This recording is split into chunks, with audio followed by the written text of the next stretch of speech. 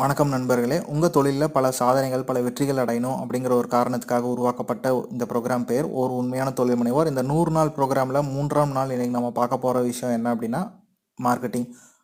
அந்த காலத்தில் ஒரு ஊரில் ஒரு தொழில் தொடங்குறாங்க ஒருத்தர் அப்படின்னா, கண்டிப்பாக அந்த ஊரில் வந்து அந்த தொழில் வந்து ஒரே ஒரு தொழிலாக இருக்கும். இப்போ ஒரு துணி கடையாகட்டும், இல்லை வந்து ஒரு உணவகமாகட்டும் பார்த்தீங்க அப்படின்னா, அந்த ஊரில் பார்த்தீங்க ஒரே ஒரு தொழிலாக இருக்கும். அந்த ஊர்லேயே பார்த்தீங்க ஒரே ஒரு உணவகம் தான் இருந்திருக்கும். ஸோ அப்போ மக்களுக்கு வந்து அப்போ வந்து வெளியில் போய் சாப்பிடணும் அப்படின்னு ஒரு சூழல் ஏற்படும் போது கண்டிப்பாக அங்கே மட்டும்தான் போயிருப்பாங்க.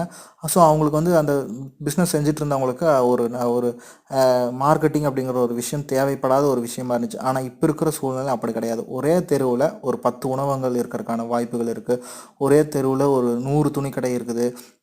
ஸோ இந்த மாதிரி சுச்சுவேஷனில் நம்ம மார்க்கெட்டிங் அப்படிங்கிறது ரொம்ப ரொம்ப முக்கியமான ஒரு விஷயம். நம்ம முதல் நாள் சொல்லியிருப்போம், நீங்கள் உங்களோட பற்றி நீங்கள் அறிமுகப்படுத்தினாலும் உங்களோட தொழிலை பற்றி நீங்கள் அறிமுகப்படுத்துங்க அப்படின்னு. அதுதான் வந்து ஃபஸ்ட்டு மார்க்கெட்டிங்.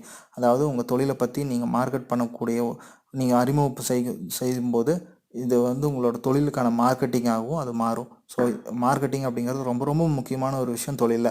என்ன ஒரு பெரிய இன்வெஸ்ட்மெண்ட் பண்ணிவிட்டு பெரிய ஒரு கடையாகட்டும், இல்லை ஒரு பெரிய தொழில் நிறுவனமாகட்டும் ஆரம்பிச்சுட்டு நம்ம சும்மா உட்காந்துட்டு இருந்தோம், நம்ம ஒரு குவாலிட்டியான ப்ராடக்ட் இல்லை குவாலிட்டியான சர்வீஸ் வச்சுருந்தாலும் கூட இந்த மார்க்கெட்டிங் அப்படிங்கிறது ரொம்ப முக்கியமான விஷயம். மார்க்கெட்டிங் அப்படின்னா என்ன அப்படின்னா ரொம்ப சிம்பிளான ஒரு விஷயம். பல பேரை வந்து உங்கள் தொழில் வந்து சென்றடையக்கூடிய ஒரு விஷயம் தான் வந்து மார்க்கெட்டிங்.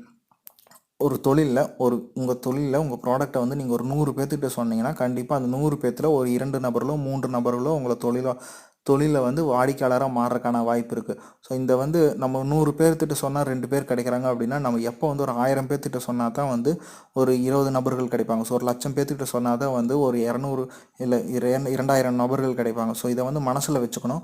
ஸோ அது மார்க்கெட்டிங் அப்படிங்கிறது ரொம்ப முக்கியமான சூழல் இந்த காலத்தில். இன்னும் வந்து நாள் போக போக ரொம்ப மார்க்கெட்டிங் அப்படிங்கிறது ரொம்ப ரொம்ப முக்கியமான ஒரு விஷயமா போயிடும். ஏன் அப்படின்னா தொழில் போட்டிகள் அதிகமாக மார்க்கெட்டிங் அப்படிங்கிறது ரொம்ப ரொம்ப முக்கியமான ஒரு விஷயமா போயிடுச்சு.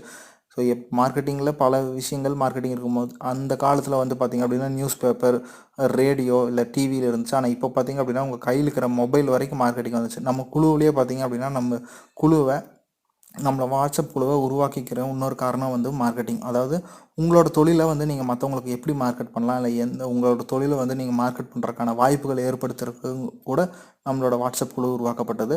இப்போ நீங்கள் டெய்லி வந்து நீங்கள் உங்களோட ப்ராடக்ட்ஸை வந்து நீங்கள் போட்டுட்ருக்கிறீங்க அப்படின்னா அது கண்டிப்பாக வந்து ஒரு நிறைய பேர்த்து சென்றடைஞ்சிட்ருக்குது.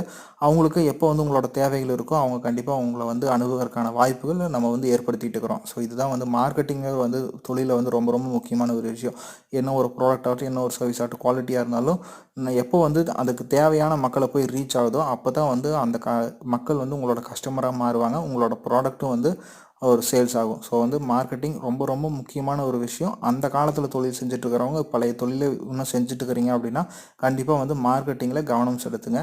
அப்போ உங்களுக்கு அந்த மார்க்கெட்டிங் தேவையில்லாமல் இருக்கலாம். ஆனால் இப்போ இருக்கிற தொழில் காம்படிஷனில் மார்க்கெட்டிங் அப்படிங்கிறது ரொம்ப ரொம்ப முக்கியமான ஒரு விஷயம். பல பெரிய நிறுவனங்கள் மார்க்கெட்டிங்கில் அவங்களோட பொருளுக்கான இன்வெஸ்ட்மெண்ட் போட்ட அளவுக்கு ஈக்குவலாக வந்து மார்க்கெட்டிங்க்கு வந்து இன்வெஸ்ட்மெண்ட் பண்ணி இப்போ பொருளை வந்து மார்க்கெட் பண்ணிட்டு இருக்கிறாங்க.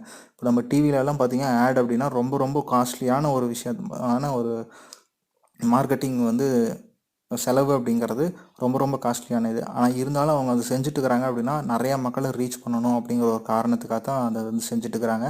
ஸோ அந்த மார்க்கெட்டிங் வந்து கண்டிப்பாக வந்து எல்லாத்தையும் வந்து ரீச் ஆகிட்டு இருக்கிறனாட்டிக்கு தான் அவங்களோட ப்ராடக்ட்டும் வந்து மார்க்கெட்டில் சேல்ஸ் ஆகிட்டுருக்கு. ஸோ இதை மனசில் வச்சுக்கோங்க. உங்களோட ப்ராடக்ட்டும் எப்போ வந்து நிறையா மக்களை சென்றடையுதோ அப்போது வந்து உங்களோட ப்ராடக்ட்டுக்கான டிமாண்ட் அதிகமாகும். உங்களோட சேல்ஸும் வந்து நல்லாயிருக்கும். உங்களோட பிஸ்னஸும் நல்லா க்ரோத் ஆகும்.